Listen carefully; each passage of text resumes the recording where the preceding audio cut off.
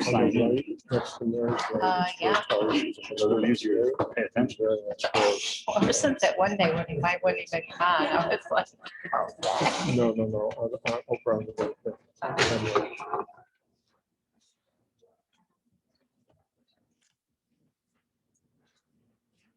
Advisory. No, it's this jacket's gonna make the whole meeting. I don't know where the air was on. We have Joy Kelly is behind Mary, and then Danielle Bernsheim. Oh, okay.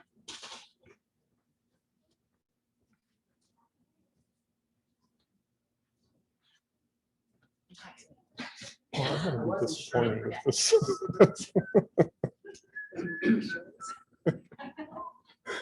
I won't be. No, the last time I came.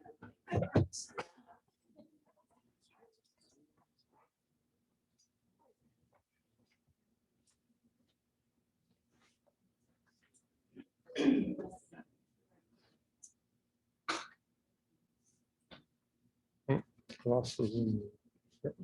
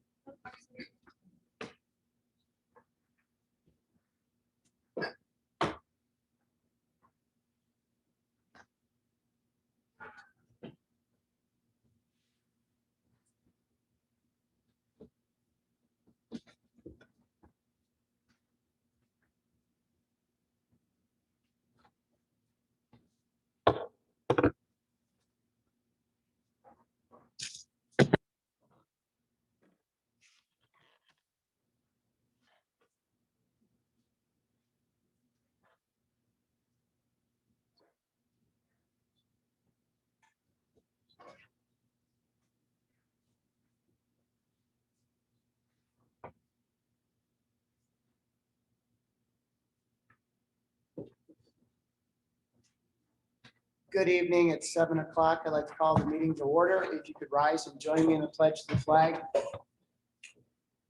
I pledge Allegiance to the flag of the United States of America and to the republic for which it stands, one nation, under God, indivisible, with liberty and justice for all. Our first order of business tonight is a presentation on a budget update. Mrs. Treader is here to present. Hi, everyone. Hope you're having a good summer. So I'm here tonight. It's really not a budget update. It's more an audit update and a tax levy kind of update. But while I'm here, I wanted to let you know, you each have a long-range financial plan binder at your spot. And we're not going to talk about it tonight. We wanted to distribute them now so that you had some time to sort of look through them. And then in a future meeting, maybe September or October, Mr. McCabe will put me on the agenda and we'll go through it in detail. Last year was a unique year. We didn't have an update, so it's taken state ed a whole year to get all of the most recent test results in, and of course they're 1 year behind. So this will be a filler, and then I'll immediately start working on the new long-range financial plan update after that. So tonight on your agenda, under district items, you have under regular vote resolutions, you have 3 resolutions with regard to reserves. Those resolutions are to transfer some money out of the employee benefit accrued liability reserve and put it back in to the unrestricted fund balance. And that is to account for 2 of our unit members who retired, our faculty members who retired this year. So we're just recognizing the fact that they've been paid out and we no longer have to reserve for those compensated absences. The second is a resolution to transfer $195,000 from the unappropriated fund balance into the ERS system. And then the third is to transfer 175,000 out of unreserved and put it into the teacher's retirement system. Those are the three resolutions that you'll be voting on. Included in your packet was an update on all of our reserves. So hopefully you have that. That's a summary of reserves at June 30th, 2021 with those three transfers included.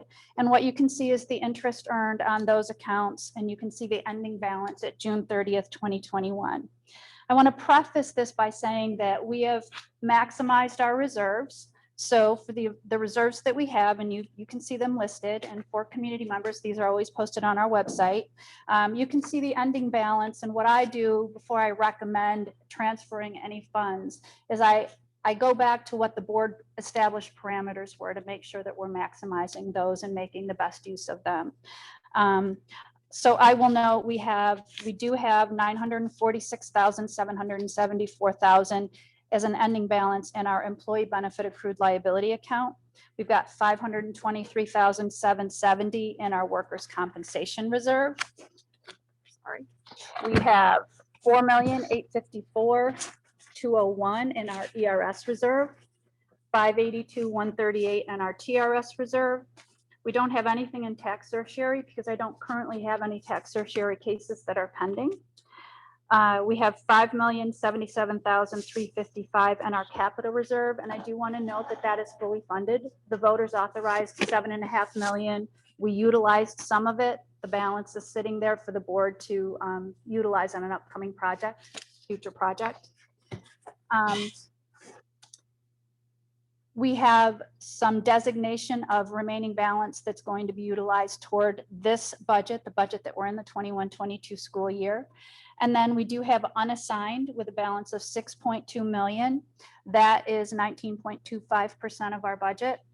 Mr. McCabe and I have already met once, and we're going to be meeting and working on incorporating the use of those funds to tie together the strategic plan and the long-range financial plan in ways that will be most impactful to student learning and the preservation and restoration of learning loss that our students incurred over this past year. I'm excited about that plan so that it's tied together and it will reinvigorate the strategic plan as well. Those things will be primarily one-time expenditures so that we don't put the board on the hook for recurring costs. So we'll be very thoughtful in how we design those plans to be integrated.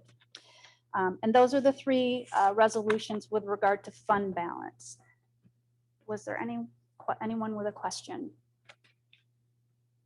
I'd like you, Mrs. Treader, to comment. The unassigned fund balance has grown year over year. Yep. And I realize part of that is the assumptions we made for budgeting. If you could comment a little bit on some of the reasons why we finished with a surplus this year. Sure. As you know, we started the year with kind of hanging over our heads the thought, the notion, and we were told directly from the state that they were going to be withholding 20% of our funding. So we went into this year really with a whole different mentality. When push came to shove and we were preparing the budget and the election occurred in November and the transition of power in Washington, and with the stimulus funding from the federal government, they took away that 20% withholding. They restored whatever they had withheld, and they also gave us an influx of money, which was great.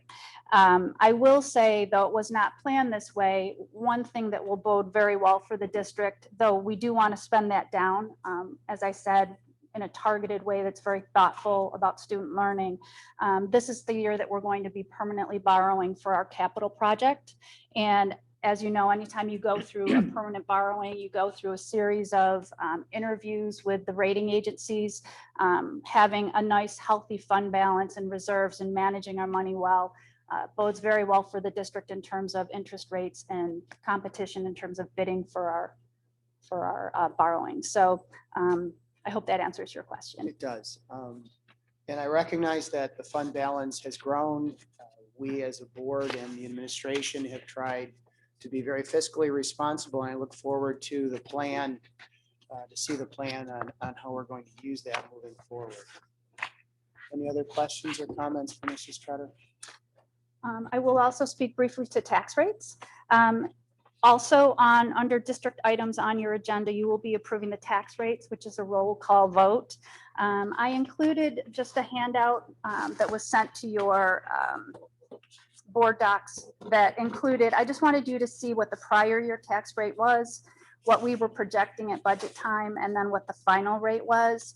And I wanted to note that it's always interesting when the equalization rate drops. So the way that all works out is the equalization rate drops, the tax rate increases.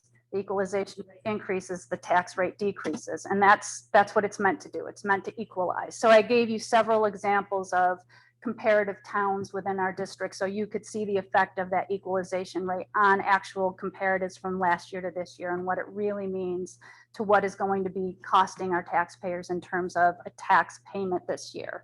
So those will be approved tonight, and we will be sending the levy in the next day or two to Erie County to process. Was there anyone that had a question on tax rates? Thank you. Okay, thank you.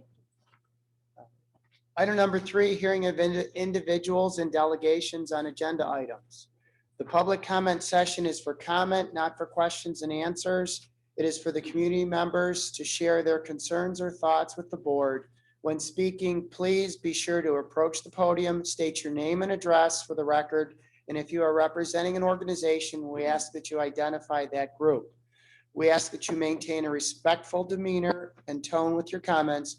Please direct all comments to the board members and not to other members of the audience. We are allowing each individual in attendance to speak once and ask that you limit your comments to 3 minutes out of respect for others in attendance this evening. We also ask that you do not identify individual staff members or students by name for critical comment.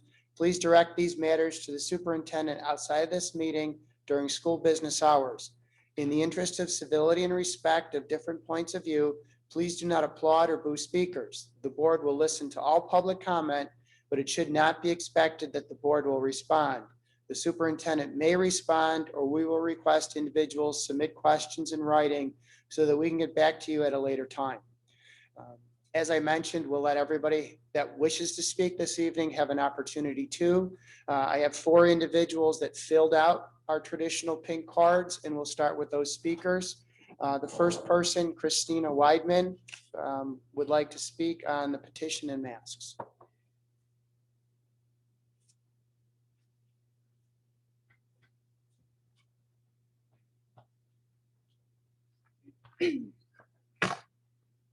Good evening. My name is Christina Weidman. I live at 44 East Avenue, and I'm married to Benjamin Weidman.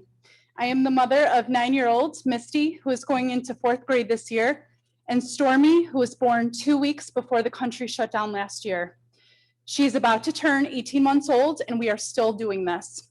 Regardless, we hope that she will be attending Akron as well someday. As you may know, attending Akron is a Weidman tradition.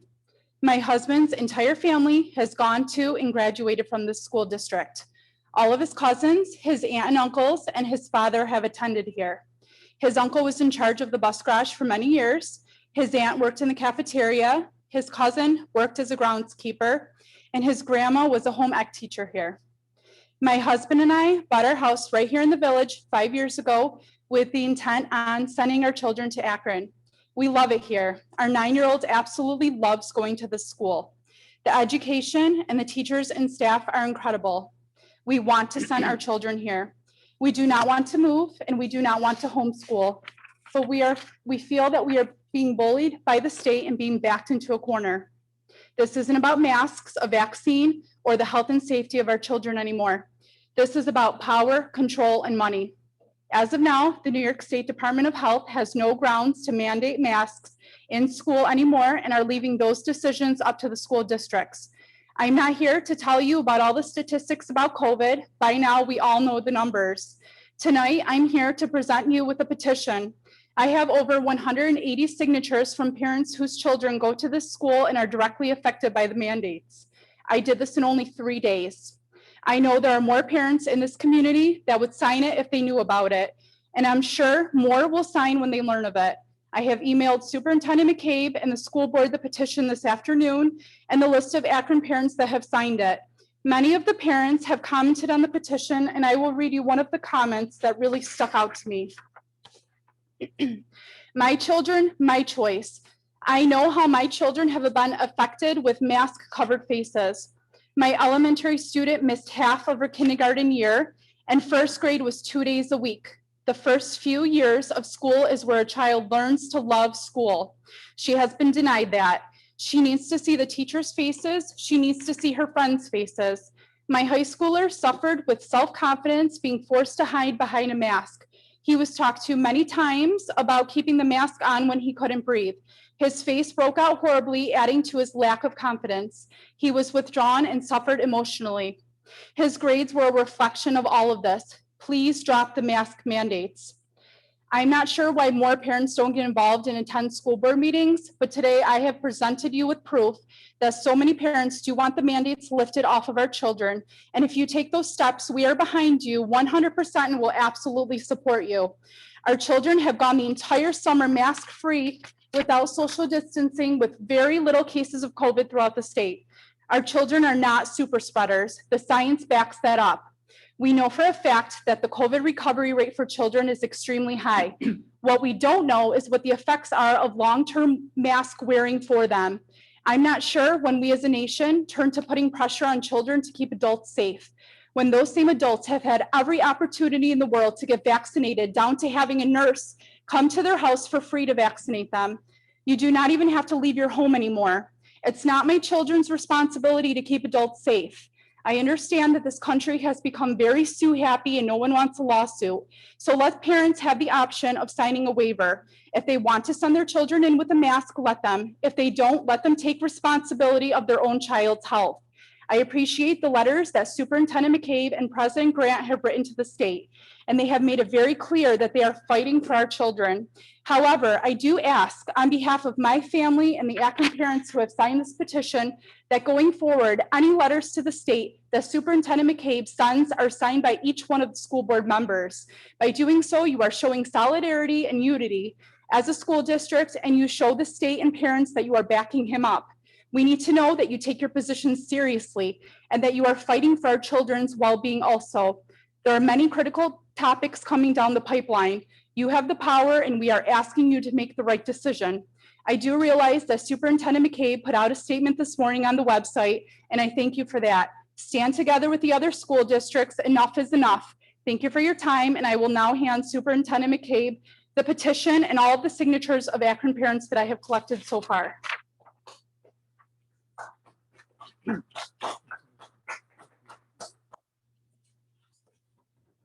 Thank you for bringing that to us. Second speaker, Laura Casiglio.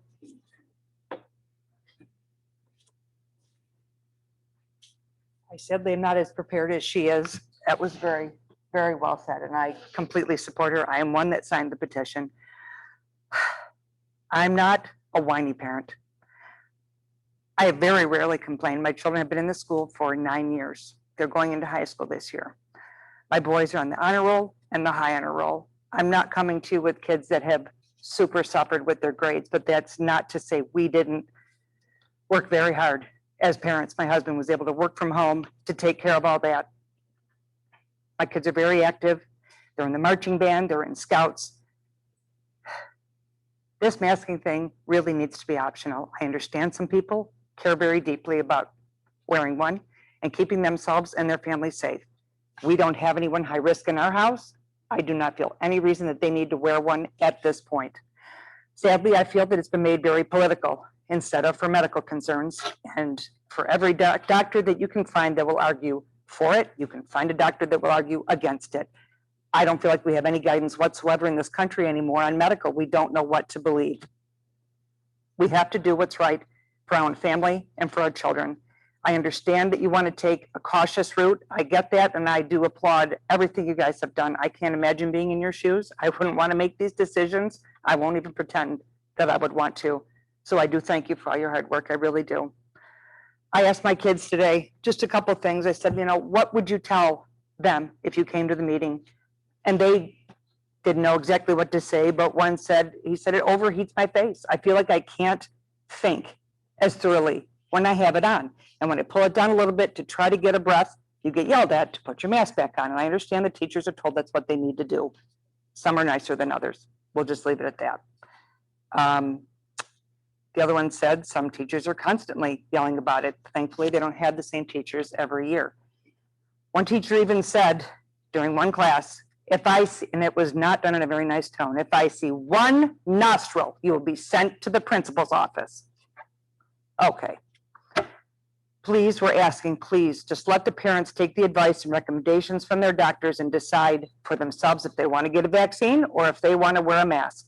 Everyone has their own unique situations, and everyone needs to make the best choice for themselves and their own family. And let's be honest, young kids are gross. They are. They're boogery and disgusting, and I'm sure teachers were thrilled that there was a lot less colds and stuff that they felt was going around, but they're not developing their immune system. My children are very healthy. Did they get sick as a kid? Yeah, they got colds and the related. They're not sickly children. They hardly ever get a cold.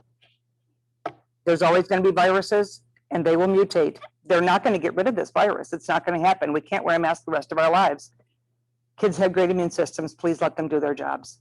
Parents have always been responsible for their children. Please let that continue. There are no mask mandates now that I'm aware of. Parents do need to speak up, and I'm thankful that some were able to get to the petition. Like she said, we only had 3 or 4 days, so we did the best we could, but please take it into consideration. Thank you. Nathan Witkowski, 8 Bloomingdale Avenue. Hi, everybody. I'm Nate Witkowski, 8 Bloomingdale. My daughter goes to Akron School, an elementary school. Great school. I'm an alumni of this school.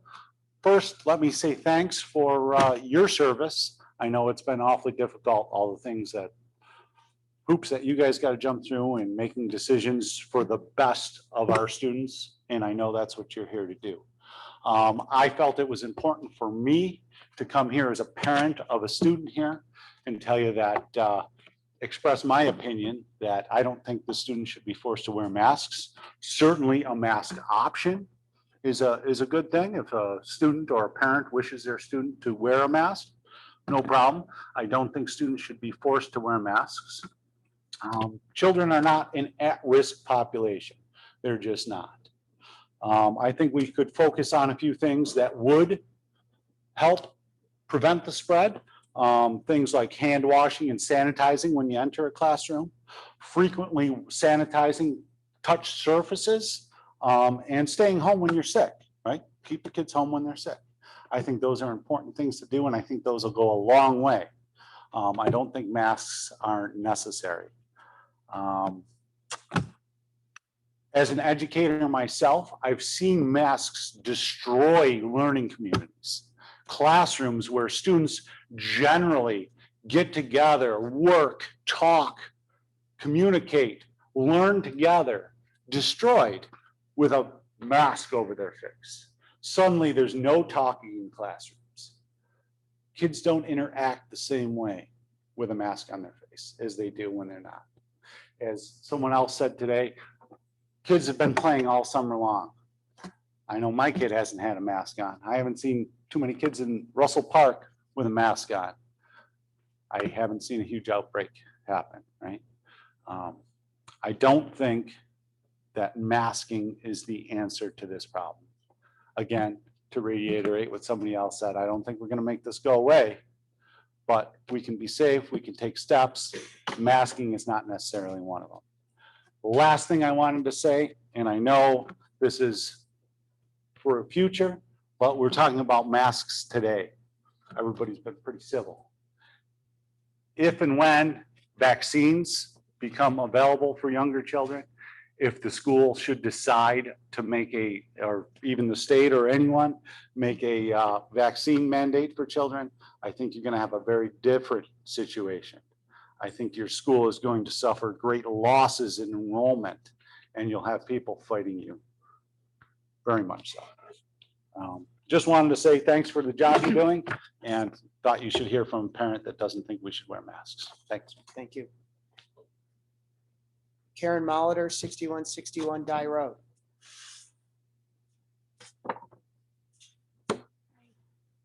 How's everybody tonight? I just want to thank all of you for being here and giving up your time to sacrifice to help our community.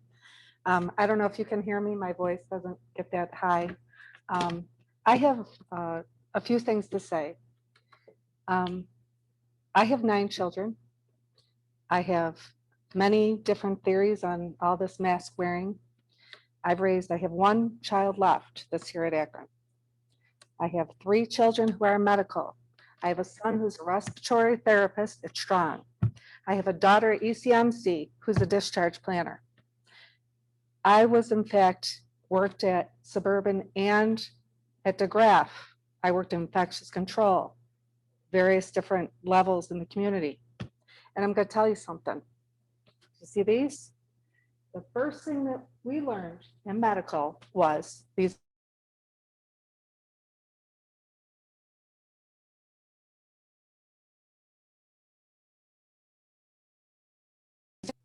I normally do not stand up and say something, but I'm saying something because I'm done with this. I don't go on social media. I don't put my opinion out. And I found out today through my sister that they were signing a petition. And I said, I really need to be at this meeting because you have to understand medically what goes on. These germ catchers, you can clean every surface in this whole school. You can put everything all over yourself. You're going to get COVID. Do you know why? Because the minute that kid takes their mask off their face and puts it down, these are droplet precautions. So my son was swimming. He had to wear a mask, take it off, and put it on the floor. Where do you think those germs were going that were on the floor? You think that floor was clean? What's the dirtiest part of anything that you're wearing is your feet. I learned that through the nursing program. I'm appalled at our government making this political. I'm appalled that the medical community has not stood up and said masks are ineffective, and here's why. My daughter worked at ECMC. We were very careful. We did not see a lot of people. We did not have relatives in. Guess where our family got COVID from? The hospital. My daughter Sarah brought it home from the hospital. She walked up the driveway and she said, I know I have COVID. And I said, you're just overreacting. She said, nope. Somebody came to work today. They wore a mask.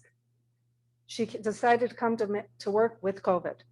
I said, well, she wore a mask, right? So you won't get it. She goes, I even used cavi wipes and wiped everything down. She got COVID. Do you know why? Because any surface that you touch with these, it's on your hands. Okay? So that means it's like putting underwear, sorry, but it's like putting underwear on your face. You take that cloth off, you set it on something. If that germ is there, it can come back on you. Now, I worked infectious control. So here I figure, okay, we know that we're going to put her in a room and no one else is going to get it. We're going to take all the precautions. I didn't have PPEs. There was no way of stopping the spread of this virus. I didn't have my garb. I talked to my son, who's a respiratory therapist. I'm on the phone with him.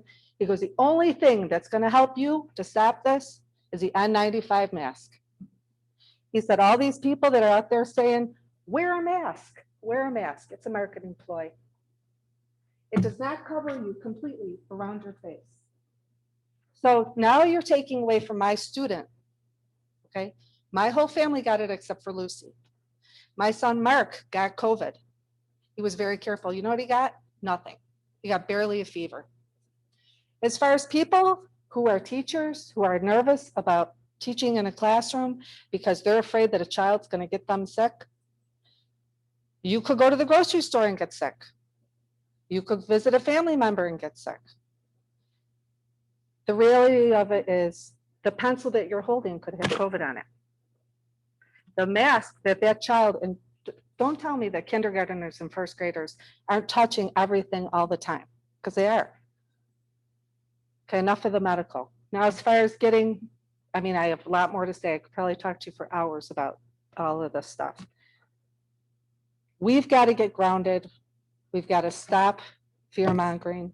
We've got to stop. Every time you read something, everybody gets mad, putting everybody in categories and boxes of who they are. And we've got to be measured. and think about what can we do that best serves our community. So an answer to that question is, what is our community doing right now outside of the school area? Well, if you're vaccinated, you don't wear a mask. If you're not vaccinated, you wear a mask. But it should never be mandated, because first of all, the vaccine it has not been approved by the FDA. So to tell somebody they have to get that is ridiculous, okay? Which I'm sure you all know that. I am just a simple mom who's raising her kids to making sure they have a good education. This is a wonderful school. I cannot even say enough about how welcoming you were, how the people in this community band together and really help each other. It's just a marvelous community. And I think that says something about us. And I think we really need to think about, what are we doing to our kids? My son has lost 6th grade, 7th grade, he's going into 8th grade. I pray to God that you will make sure that the school's open 5 days a week so he can go to school. He was sitting on a bus. Here's how interesting this whole thing was. Half the school came back, right? Half the school was the elementary school. They were sitting, first of all, everything's changing all the time, where Mark was sitting on the bus in a seat by himself. Then all of a sudden, his class can't come back so many days a week, but he's got to sit with another kid next to him. None of it's making sense. None of it. And I think we have to start being more measured and thinking about what's best for the kids. It's not what's best for the parents, because you can advocate for yourself. But these kids, nobody is advocating for the kids. You got kids in kindergarten and 1st grade and 2nd grade. They've already lost 2 years of school. And now we're sitting around tables worried about them wearing masks when they can't give it to each other. We're fear mongering because we think that, the CDC is telling us to wear a mask. But you go to the grocery store. My son's been in swimming. He's been in track. I had him active. But what about the parents whose kids can't keep them active? And then to wear a mask outside, that's ridiculous. I mean, I just can't even, you're outside. If you're in an inside setting and a parent's nervous, they should be able to, to opt in. I'm going to opt into mask wearing. But it should never be a forceful thing. And then to have the lure of money over it. All of you who are sitting here, I'm sure you have common sense, you have children of your own. It should never be about the money. The kids are our future. What are they going to remember about this generation? That's all I have to say. I don't want to take up any more of your time, but thank you so much. I'm against the masks, but you're really a wonderful group. I just want to thank you. It's been a great journey in education at this level. That's the last pink card. Would anyone else that's here like to speak? I want to thank everyone for your comments tonight. Mr. McCabe, as part of his report, will be addressing the issues and the information that we currently have available. I believe that's your lead-in. That's my cue. Okay. Well, good evening, everyone. And, I just want to thank all of you who came and are attending in person. And I also know that we have a number of folks that have logged on to our website and are joining via the Zoom meeting link. And in particular, I want to thank you for sharing what I know are very sincere and firmly held beliefs about the resumption of school, continuity of learning, having our kids 5 days a week, and in particular, the issue of wearing masks. This is a time and place in our board meeting where I share information with the board so they can obviously conduct their official business. So I'm going to start by giving the board some information relative to operations here in school, and then I'm going to segue to the issue of reopening school and addressing some of the comments that I heard. Okay, so for the board, we have some new teachers. We have some new teachers with us this evening, and later in tonight's agenda, you'll have the opportunity to appoint them based on my recommendation.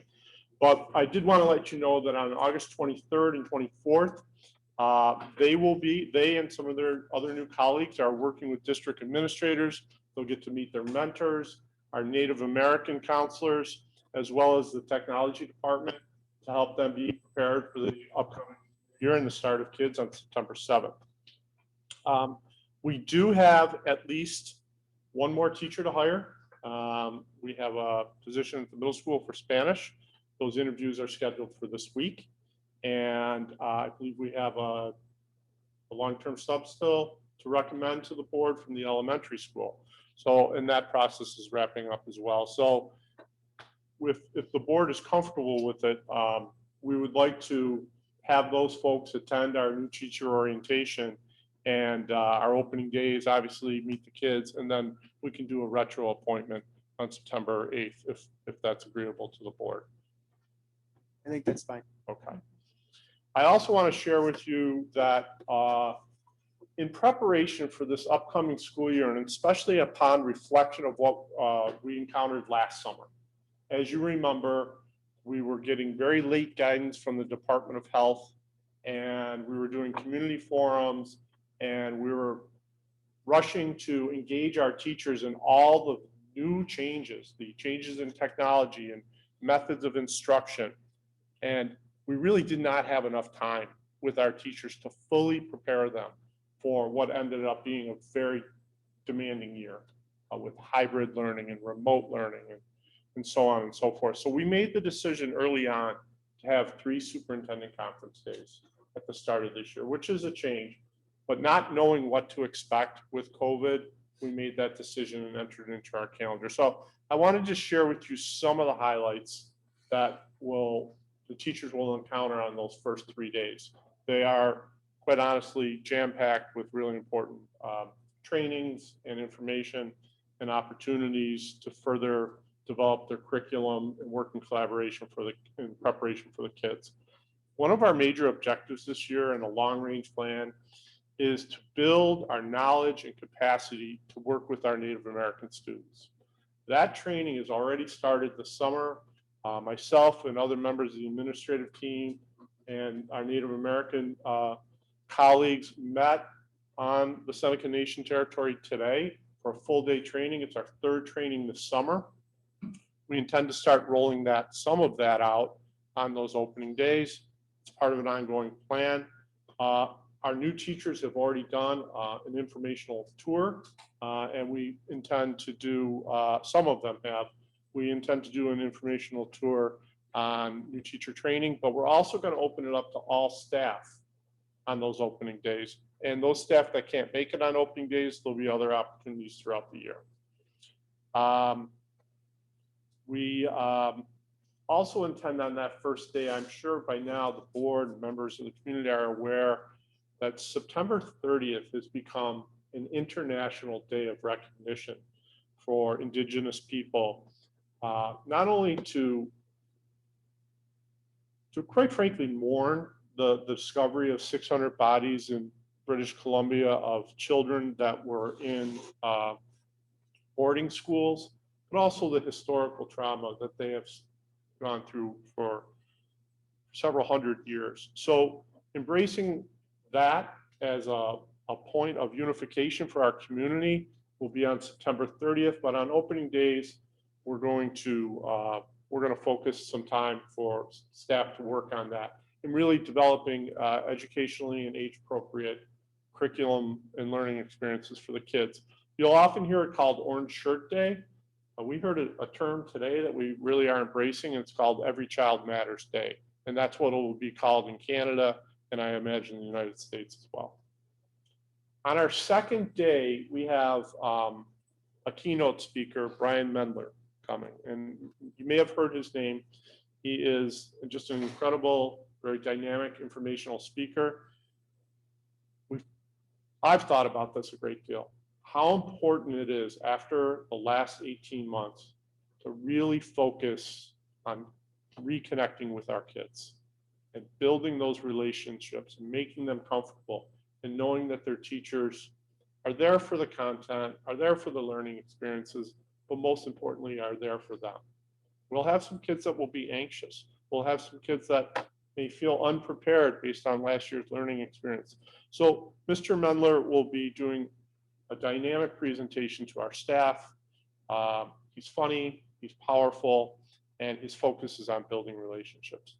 We're going to continue that theme in day 3 with another nationally renowned speaker, Mark Anthony Garrett. His message is really going to be delivered to our teachers, and just rekindling their spirit, reminding them of their significance, the value that they have in kids' lives. And he's going to customize his presentation to the elementary school, and then a second session for the secondary, the middle, and high. And my understanding is that he'll bring in pictures of our staff and our community as part of his presentation. So just really a way to get us excited about kids coming back and this wonderful learning community we have. Kind of moving on, I just wanted to update the board on the capital project. There was a meeting today. I couldn't attend, but I got the cliff notes. It would appear that the installation of our domestic hot water tanks is on schedule. They should be going in next week. So we will have hot water back here in the high school, and most significantly the pool, all of the work going in with the new pool pack. And so those gang bathrooms and showers and so on should be up and running very soon. I walked up to the transportation department last night, actually, before I left for the day, and I mentioned that the concrete is in for the busing, it's curing, it looks fine. The fuel island, if you're up that way, they've started the excavation for where the new fuel delivery system will be. The piling's in, the wiring is in. So my understanding from campus is that is continuing on schedule, and we should be in good shape for fuel delivery for our bus fleets by opening day. I don't know, sometimes I walk up there and I can't imagine it's gonna be ready on time, but they tell me it's gonna be ready on time. So just some of that. Mike, if you could please project the next section. What I'm really gonna focus on here is just the return of students and some of our associated safety protocols. Okay. Thanks, Mike. As I mentioned, we're incredibly excited to have the kids back. And our goal, our overriding goal, is to maintain continuity of instruction and through in-person learning through a 5-day-a-week schedule. I will tell you that that will be a challenge this year. I will tell you that we will still have staff members, both instructional and non-instructional, contract COVID. We will still have students contract COVID. We will still have to go through those contact tracing protocols. But we remain undeterred to do all that we can to keep our building open 5 days per week for in-person learning. It will be different. We're going back to our pre-pandemic schedules. Classes will return to normal size with 3 foot of social distancing. If you were to measure the classes pre-pandemic, there was about 3 feet between the kids. And so that's where it will be. The plastic barriers that made it difficult for kids to communicate with one another, with their teachers, to see the board, particularly if they're in the back, will be removed. We are contemplating continuing with the barriers in the cafeteria. We haven't made that final determination yet. Schedules will be the same for parents. You can expect the same similar, you know, your bus times always change. We have to reroute every year based on enrollment, but a comparable or similar start and end time, certainly, and transportation would be, I suspect, in the same ballpark. In terms of what's new for the upcoming year, we have, I think, prudently and wisely made a lot of decisions about programming. And we have really looked at how we can use that federal money to close some of those learning gaps. So now we have 2 additional AIS, a math and a reading teacher at the elementary school. We have a teaching assistant at the elementary school, and we believe that will be more opportunities for small group instruction for remediation. I have to credit Mr. Esposito and Mrs. Koss for how diligently they considered their students' needs and the amount of time they spent planning for constructing classes and grouping kids appropriately. so that teachers can reach kids to their maximum capacity. At the high school, we're bringing on additional AIS teachers. We have a new academic learning center that we're incredibly excited. That will be open to all kids, who just a place for them to go if they're having difficulty. That teacher will coordinate with the core content teacher. They'll maybe identify some kids. We had one years ago, and it's just needed at the secondary level. It's a hallmark of a good school. We have a new health and wellness teacher that's going to be doing that. In addition, we're contracting with Best Self, which is a pretty renowned agency in Western New York, for a mental, social, and behavioral health coordinator. That individual will work with our staff, they'll work with families, and our own counseling staff and student support staff to really wrap our arms around kids that may need it. We've all heard the stories about how kids have struggled from being disconnected to school. We're trying to flood those resources, not in a reactive way, but in a proactive way. So we're excited about that. In regard to COVID safety, we have analyzed the CDC guidelines, and we are planning for what you're commonly hearing now, multiple layers of prevention, all used together, as one of our parents talked about tonight. Community monitoring is something that, given that we were only in the orange zone, we only did it once last year, where other districts were doing it weekly. Vaccination promotion, you know that we hosted a vaccination clinic in the spring. I just got an email today with an inquiry if we'd be willing to host another clinic. We certainly would be willing to open up our campus to anyone interested in getting a vaccination. We're not mandating vaccinations. I don't see that coming, quite frankly, but certainly we would want to make it accessible. Screening, testing, increased ventilation. You wouldn't feel it with the AC tonight, but our ventilation system and filtration system, we have new rooftop handling units in portions of the building. We have new HVAC vents in many of the classrooms. We've got the best filters, and we've maximized the setting for fresh air. We continue to encourage parents to keep your kids home if they're not feeling well, for any kind of spreading of any form of illness. Same with staff.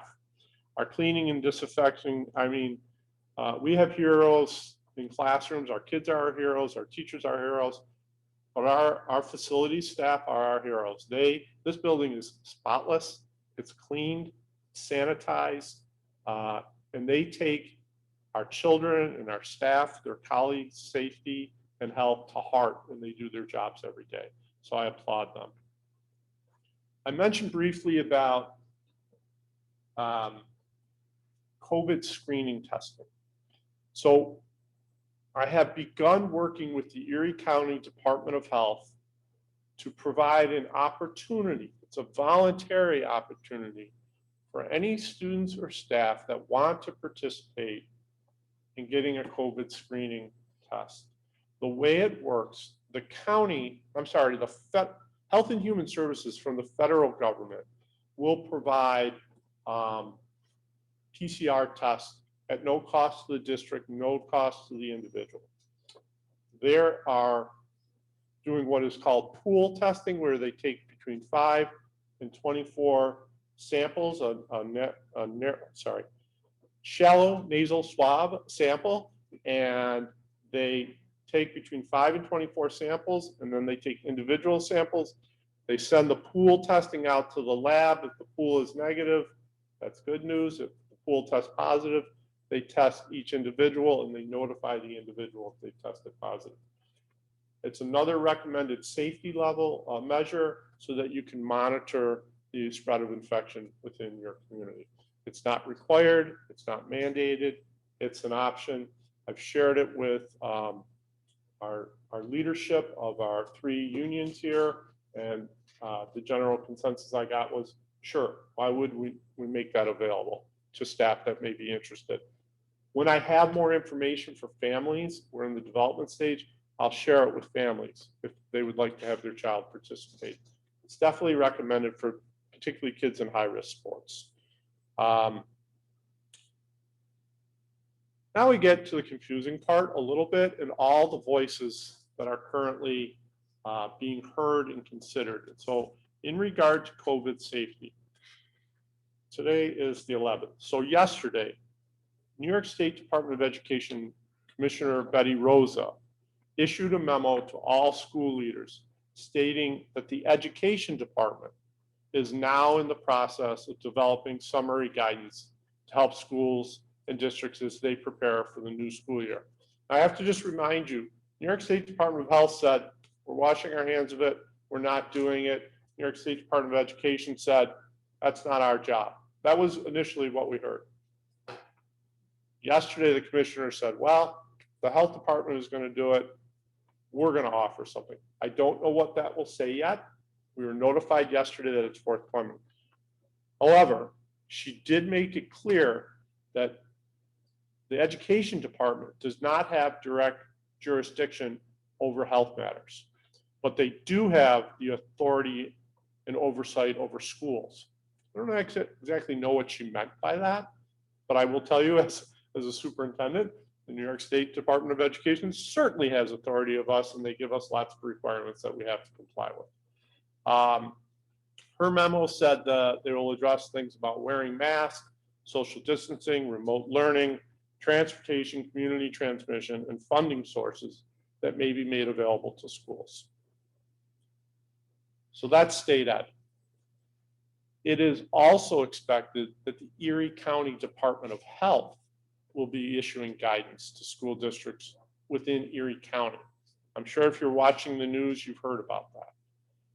Commissioner Gail Bernsheim said the guidance will be based on the CDC and the American Academy of Pediatrics guidance, along with the county's analysis of COVID transmission, and that they will use those sources to provide guidance to schools within the county. So I just want to go a little bit deeper on that, and I'm not going to give you new information, but I do think it's important for the board and for our community that I state what they've already told us thus far. So on the CDC has updated its guidance 3 times this summer. The most recent one was on August 5th, so just last week.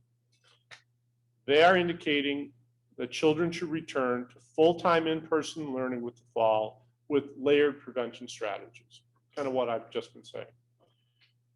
They also said, and I'm reading, quote, given new evidence of the B.1.617.2 Delta variant, the CDC has updated the guidance for fully vaccinated people.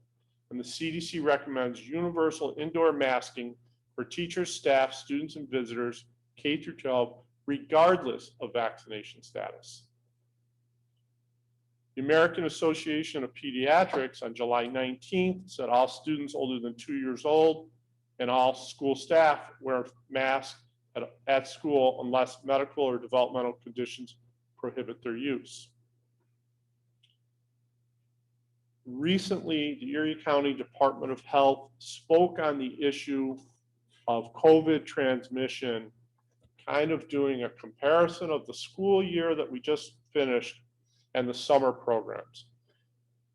And what was reported, so I'm just sharing with you what was reported, was, in their estimation, transmission of the virus within schools was very limited.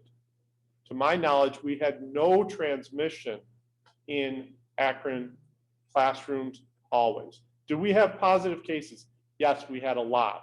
We didn't find any transmission though. So we had people test positive, they went home, others were put in quarantine, but they didn't test positive.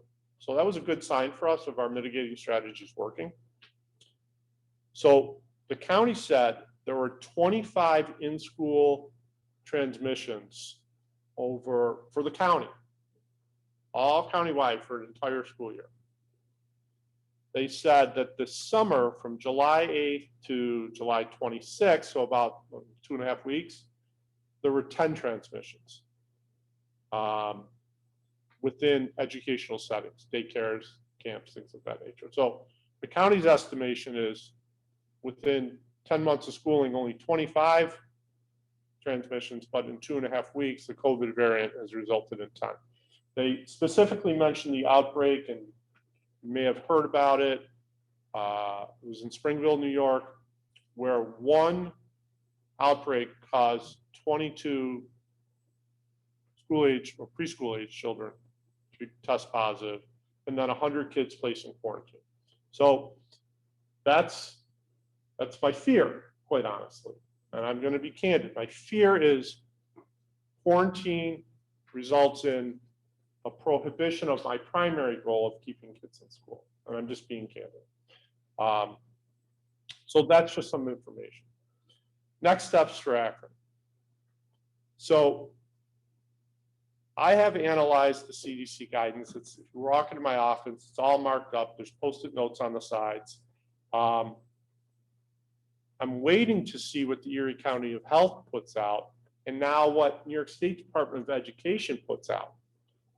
In particular, paying attention to what they're going to say about indoor masking.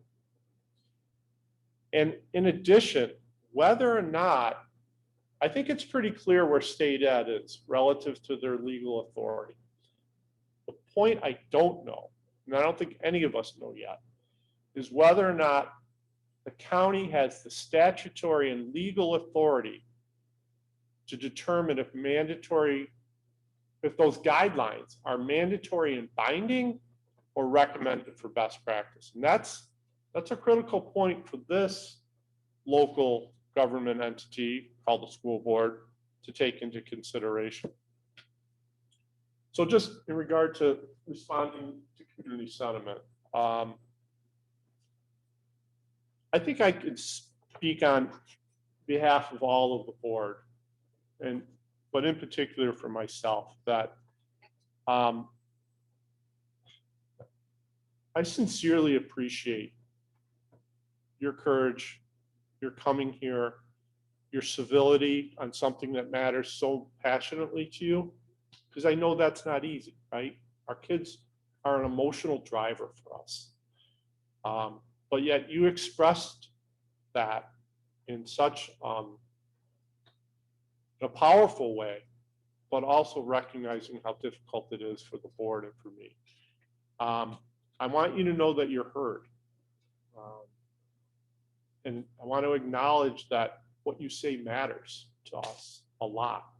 Every day we have the privilege of taking your children, and we call them our children. And so that weighs on us, right? That's important. And so we appreciate you. We appreciate your concerns for them. We have them too. So thank you. You have expressed, the folks here have expressed that masking is detrimental to your child's enjoyment of school, to their mental health, to their physical health, and to their well-being. We heard that. We have also heard, not as much, I don't have 185 signatures on a petition, but I have to tell you the whole story. I've also heard about parents that are hesitant about sending their children to schools when masking isn't required.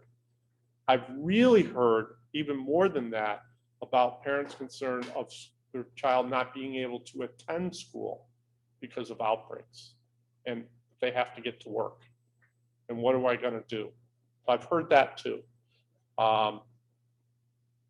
So we've also considered, I shared the Springville story with you.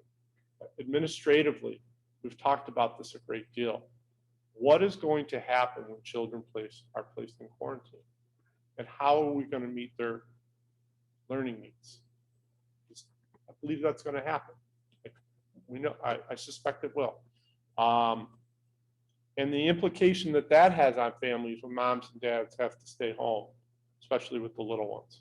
Now, we believe that with these additional staff members that I spoke about, that our dedication of our teachers, we'll figure it out. We'll figure out how to keep kids engaged, even if they have to stay home until they're cleared. But all of that is being taken into consideration. So like just that last, and I know what's behind me are just visuals, but so what we have to consider right now is the firmly held beliefs, as I mentioned, of our entire community, but especially our parents and guardians on these matters. And we value everyone's perspective. We also have to make this determination whether or not the governmental entities that I spoke of have jurisdiction over the district to mandate certain COVID measures, and whether or not the district is legally obligated to follow the law and adhere to those mandates. So I have been talking to the district's legal counsel. What are we legally required to do if Erie County says this is a mandate? It's not a guideline. What implication does that have for us? I will tell you that we swore in 2 board members last session, was it? Last meeting. Yeah. And I was sworn in as a superintendent of schools to uphold the law. Those are not oaths that we take lightly. On the other hand, if the governmental entities issue guidance or recommendations to the district that contain certain health precautions based on medical, scientific data, the district has to strongly consider those and other factors in determining how we can provide our students and employees a safe environment. The one thing I do know is as we have gone throughout this pandemic, we have worked with our employees. We have tried to work with students and their families. In response, when they have provided us, we have had folks provide us medical documentation that they simply can't tolerate a mask. That won't change. You know, if your child's pediatrician says they can't tolerate a mask, then we'll honor that. The guidance is clear that we have the authority to do that. Or if they require a different accommodation. And we've done that for some of our staff that are immunocompromised. We've come up with accommodations to lower the risk. We would certainly do that for our students. So we are at a point now where we are waiting. It has been painful for me, who likes to talk, if you can't tell. It has been painful for me not to give you the answer that you want. Whether you want mask or don't want mask, it's been painful for me to be patient. But what I can't do is add to the confusion. I cannot tell you something that I have to later retract. And so I haven't done that. And I would say, I know Niagara County and their health department has spoken to their superintendent group, and those superintendents are starting to issue things. The Erie County Department of Health has talked to some superintendents, but they haven't issued their guidance yet. So at this point, we are waiting. And as painful as that waiting process is, it is in an attempt to avoid further confusion and further angst. So if the board has questions for me, that's kind of the update that I have for you. I'd like to point out, and we thank you all again for being here and sharing your concerns. I thank the people that signed the petition. I also want to thank the parents that have been sending the school board emails and expressing their opinions electronically as well. We value your concern and your opinion. Mr. McCabe has mentioned that the Erie County Department of Health has been working directly with superintendents in Erie County. Mr. McCabe is one of those superintendents that's on the committee talking directly to the Department of Health. He is actively involved in the discussion. So while we as a board would like to make a decision today, I believe we as a board support Mr. McCabe's decision to defer. As painful as that is, and as hard as that is, as we're rolling towards school starting in a month.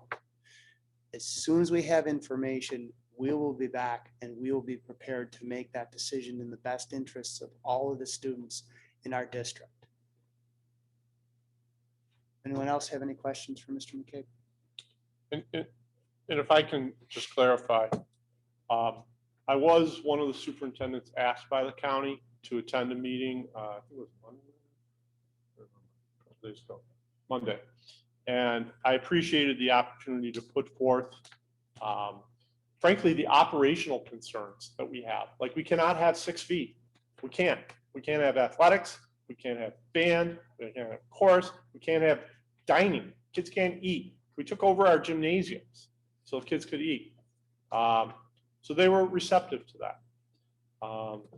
We talked about contact tracing, and not, my preference would be not, I want kids to be safe, but not to send droves of busloads of kids home or classrooms home for contact tracing. But I talked about masks too. And this is before I knew the number on the petition, but I have a general sense of the sentiment. And I said, many of our families, I can't speak for all, many of our families don't want masks. So are you going to recommend? Are you going to require? And for all of those things, 6 feet, contact tracing, masking, they didn't respond to us, which I appreciated. That they just needed to take our input, and it was a broad spectrum of superintendents from, we call it Erie 1 and Erie 2. So, there's 19 component districts. They weren't all representative, but as far as away from, I mentioned Springville and Orchard Park, Grand Island. And so, but they didn't give us any answers. I didn't walk out of that meeting, I don't have any inside scoop for you. They just said, thank you for your input, and we're going to work on it. So, Item number 5 is meeting minutes. Our recommended action is that the Akron Central School Board of Education accept the minutes of the organizational business meeting that was held on July 15th, 2021, as submitted by District Clerk Roxanne Redmond. Move, Mrs. Ka. Second, Ms. Forrestal. Any questions or comments on those minutes?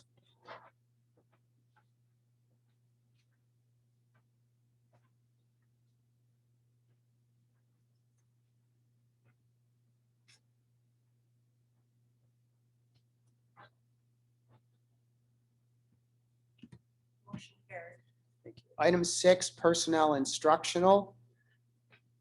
Our recommended action is that the Akron Central School Board of Education, upon the recommendation of Patrick D. McCabe, Superintendent of Schools, does hereby approve the following instructional items. Consent 6A to 6I.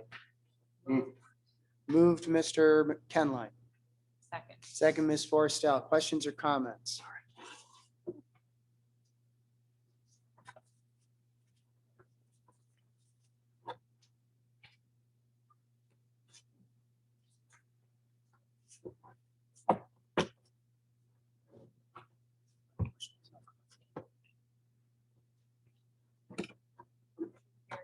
Thank you. I have a number, as Mr. McCabe pointed out, individual motions this evening to appoint or bring to the board appointment recommendations for new teachers. Some of those teachers are here this evening, and we will recognize them as we get to that point. Item number 7, instructional appointment, Sheila Medor, MS Middle School ELA teacher. Our recommended action is that the Akron Central School Board of Education, upon the recommendation of Patrick D. McCabe, Superintendent of Schools, hereby appoints Sheila Medor, who holds permanent certification in the English 7 to 12 and Spanish 7 to 12 areas, to a probationary position in the English 7 to 12 10-year area for a 2-year probationary period retroactive to September 1st, 2013. Okay.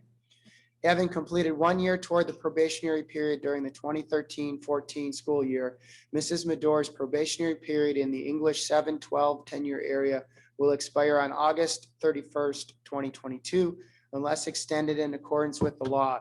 Salary for the school year 2021-2022 will be in accordance with the district AFA collective bargaining agreement based on Schedule 2, Step 20. Move, Mrs. Bragg. Second, and Mrs. Ka. Questions or comments?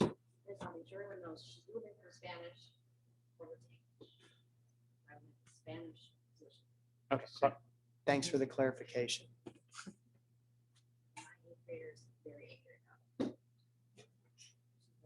Won't be teaching Spanish. Which which is also why I paused at 2013-14. Item 8, instructional appointment, Amanda Hooper, middle school. I'm sorry, what? I'm sorry. Motion carried. Thank you. Item 8, instructional appointment, Amanda Hooper, middle school math teacher. Our recommended action is that the Akron Central School Board of Education, upon the recommendation of Patrick D. McCabe, Superintendent of Schools, hereby appoints Amanda Hooper, who holds professional certification in the mathematics 7-12 10-year area for probationary period commencing on September 1st, 2021 and expiring on August 31st, 2025, unless extended in accordance with the law. This expiration date is tentative and conditional only, except to the extent required by the applicable provisions of Section 3012 of the Educational Law. In order to be granted tenure, the teacher must receive composite or overall annual professional performance review ratings pursuant to Section 3012C and/or 3012D of the Education Law of either effective or highly effective in at least 3 of the 4 preceding years. And if the teacher receives an ineffective composite or overall rating in the final year of the probationary period, the teacher shall not be eligible for tenure at that time. Salary for the school year 2021-22 will be in accordance with the district AFA collective bargaining agreement based on Schedule 2, Step 6. Move, Mrs. Bragg. Second to Mr. Polkowski. Questions or comments?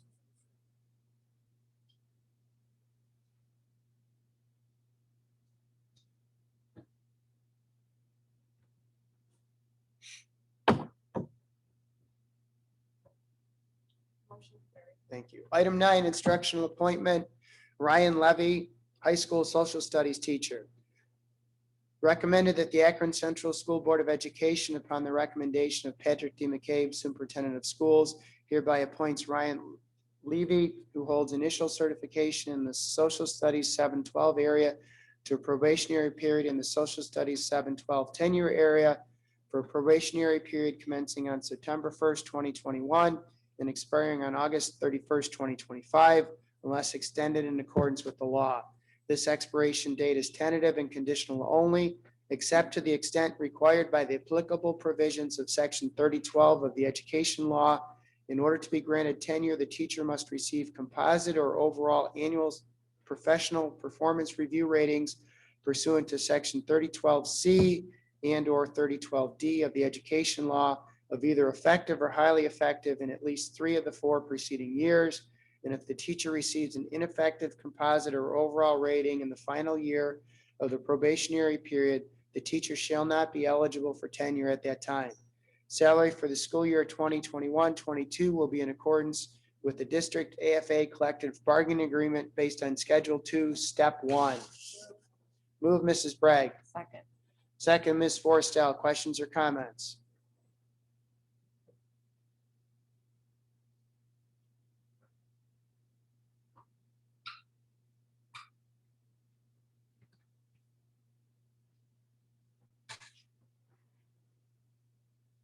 Motion carried.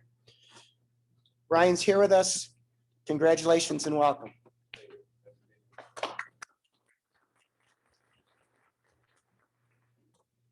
Item 10, instructional appointment, Danielle Bernsheim, high school social studies teacher, AIS. Our recommended action is that the Akron Central School Board of Education, upon the recommendation of Patrick D. McCabe, Superintendent of Schools, hereby appoints Danielle Bernsheim, who holds professional certification in the social studies 7-12 10-year area for a probationary period commencing on September 1st, 2021 and expiring on August 31st, 2025, unless extended in accordance with the law. This expiration date is tentative and conditional only, except to the extent required by the applicable provisions of Section 3012 of the Education Law. In order to be granted tenure, the teacher must receive composite or overall annual professional performance review ratings pursuant to Section 3012C and/or 3012D of the Education Law of either effective or highly effective in at least 3 of the 4 preceding years. And if the teacher receives an ineffective composite or overall rating in the final year of the probationary period, the teacher shall not be eligible for tenure at that time. Salary for the school year 2021-22 will be in accordance with the district AFA collective bargaining agreement based on Schedule 2, Step 3. Move. Move Mrs. Bragg. Second. Second, Mr. Kenline. Questions or comments?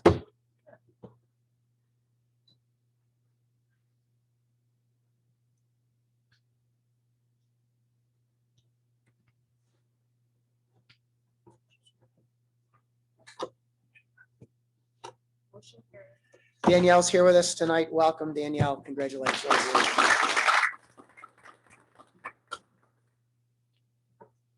Item 11, instructional appointment. Joy Kelly, Teacher Assistant, High School AIS. Our recommended action is that the Akron Central School Board of Education, upon the recommendation of Patrick D. McCabe, Superintendent of Schools, hereby appoints Joy Kelly to a full-time regular probationary position as a teacher assistant in the 10-year area of teacher assistant. This probationary service shall begin on September 1st, 2021 and end on August 31st, 2025, unless extended in accordance with the law. This expiration date is tentative and conditional only. The 10-year date will be September 1st, 2025, subject to satisfactory performance. The appointee holds a permanent teaching certificate in the pre-kindergarten, kindergarten, and grades 1 to 6 areas.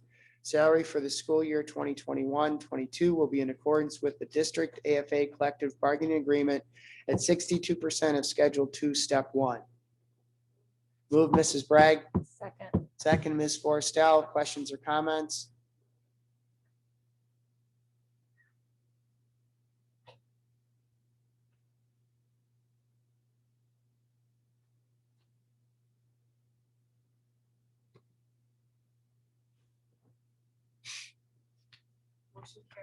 Joy's with us tonight. Congratulations. Welcome to Akron. Item 12, instructional appointment.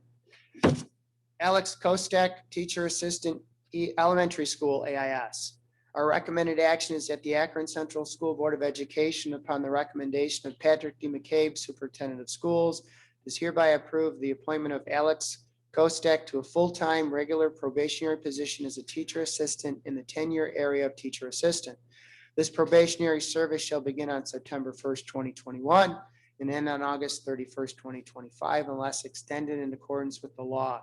This expiration date is tentative and conditional only. The 10-year date will be September 1st, 2025, subject to satisfactory performance.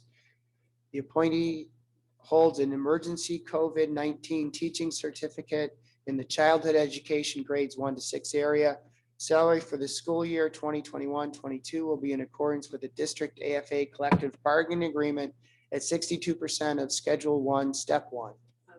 Move Mrs. K.A. Second. Second, and Mr. Kenline. Questions or comments?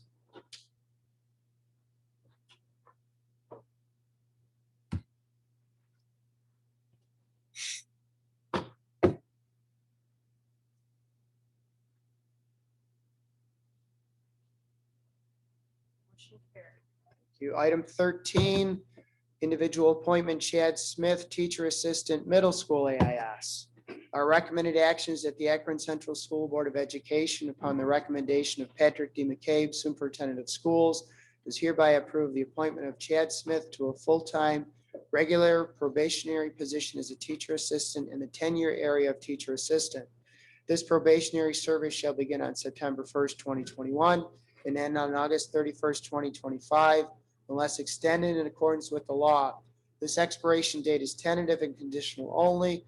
This 10-year date will be September 1st, 2025, subject to satisfactory performance. The appointee holds a permanent teaching certificate in the social studies 7 to 12 area. Salary for the school year 2021-22 will be in accordance with the district AFA collective bargaining agreement at 62% of Schedule 2, Step 1. Move Mr. Kenline. Second, Mrs. Bragg. Questions or comments?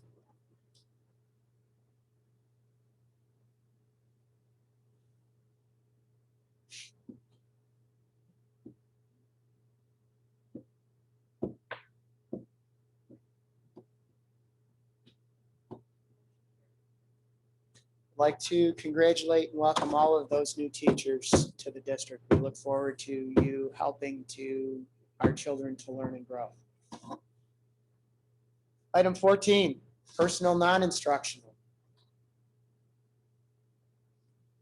Our recommended action is that the Akron Central School Board of Education, upon the recommendation of Patrick D. McCabe, Superintendent of Schools, is hereby approved the following non-instructional items, consent items 14A to 14K. Moved, Mr. Polkowski. Second. Second, Ms. Forstell. Questions or comments?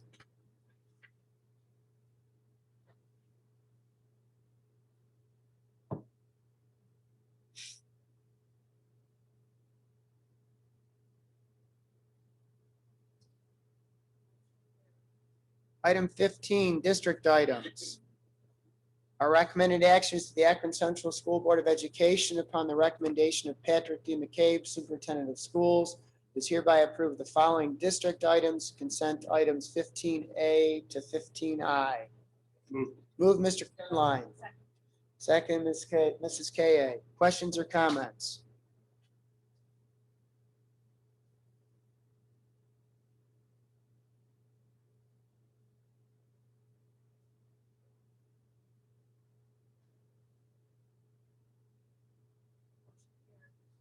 Thank you. Item 16 is a district item. It's an individual motion. It is the tax warrant. This is a roll call vote.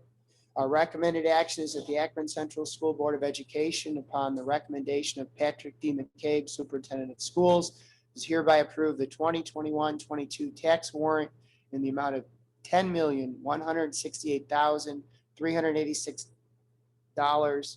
The tax rates consisting of the following, and I am not going to read these out to 6 decimals, even though Mrs. Treader would appreciate it if I did. Newstead, $13.21.5. Clarence, $13.21.5. Alden, $16.41.7. Royalton, $18.29.4. Lockport, $16.83.9. Alabama, $16.64.9. and Pembroke, $14.81.8. Move, Mr. Kenline. Second. Second, Mrs. Forstell. Questions or comments? Mr. Kenline, how do you vote? Aye. Ms. Forstell? Aye. Mrs. Bragg? Aye. Mr. Polkowski? Mrs. Ka? I vote aye. Has Mr. Massey joined us yet? Okay. The motion carries. Please vote electronically as well. Okay. You did? Gotcha. We do need to sign that tax warrant. So before we leave the room, please make sure you sign that. Item 17, special education. Our recommended action is that the Akron Central School Board of Education approve the classifications and placements as per the list received, as recommended by the Committee on Preschool Special Education and the Committee on Special Education. These recommendations are for the least restrictive environment. Move, Mrs. Ka. Second. Second, Ms. Forstell. Questions or comments?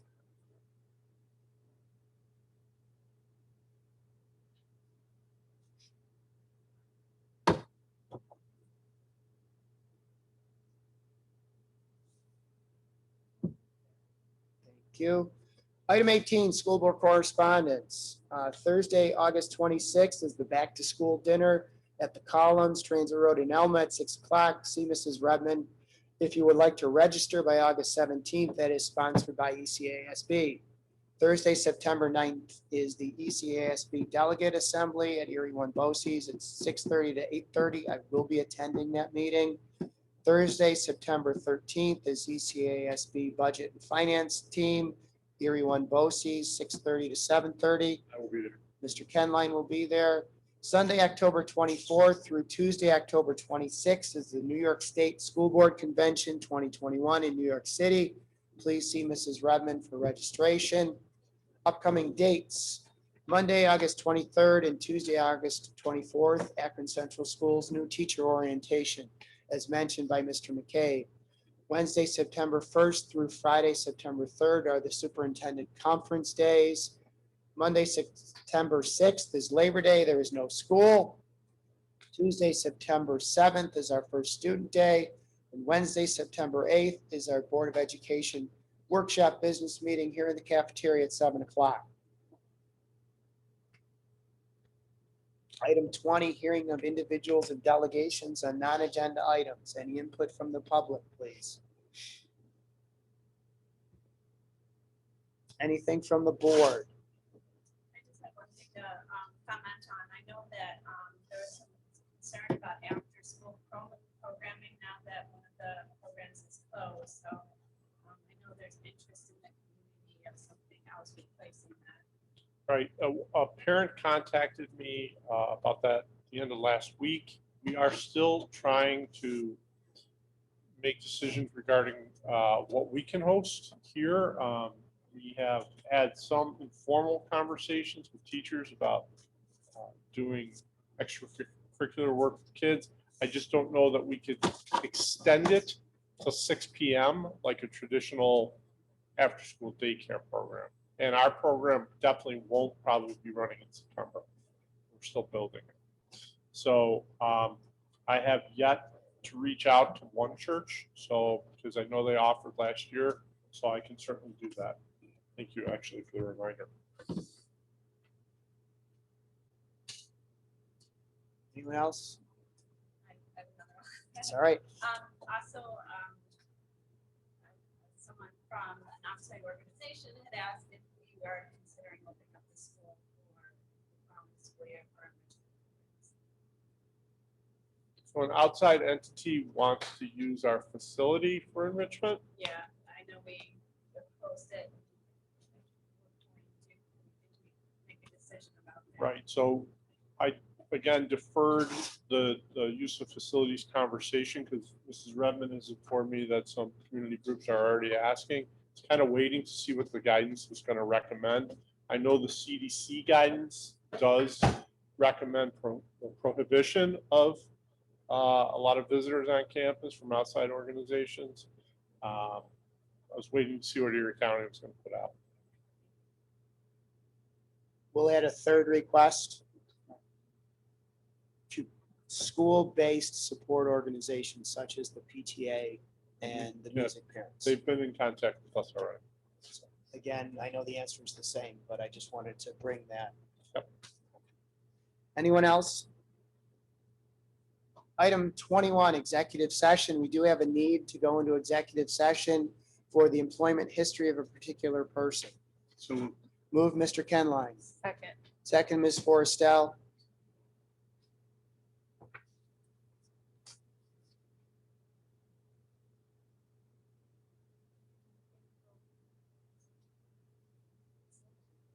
just came up.